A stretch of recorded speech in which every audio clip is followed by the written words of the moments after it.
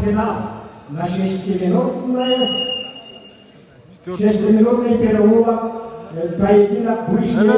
Полуфиналда koyuyorlar. Иван Полуфиналда. Россия, Якутия. Абсолютно. Сандал Кармаев, Россия, Бурятия. Получается, завороженный финал. Судья национальной категории Аял Николаев.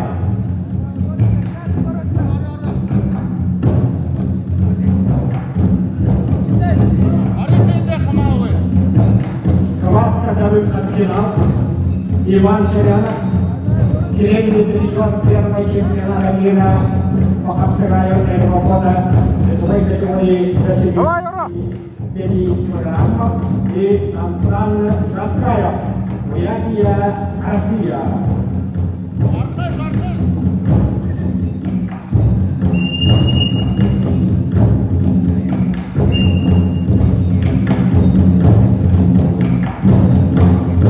Вес соғы, полуфиналды шуктың. Сантан Кармаев, мастер спорта России по вольной борьбе и по борьбе. Шуни финал қарқа, абсолютно көресің. Ай-ай-ай! Ава-ава! Ава-ава-ава-ава-ава-ава!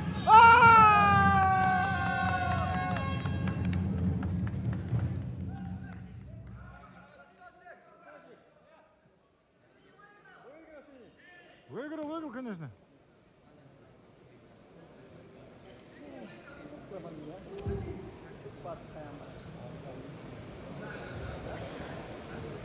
Иван Семенов, Сандал Кармаев.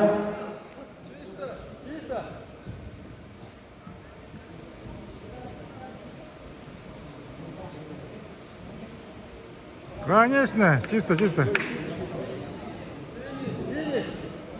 Красный. Не ищите, синий. Красный. Посадняй.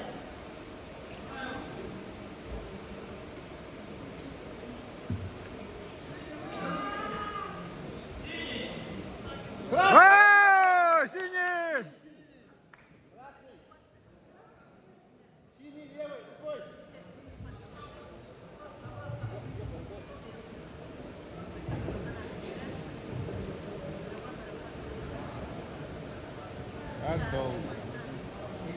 Ну и малага замзев. Карин как ты красный, смотрите. Иди опять. Левый. О! Эта ситуация первого касания была у красного, победа одержана синий. Конечно. Position, the first touch was done by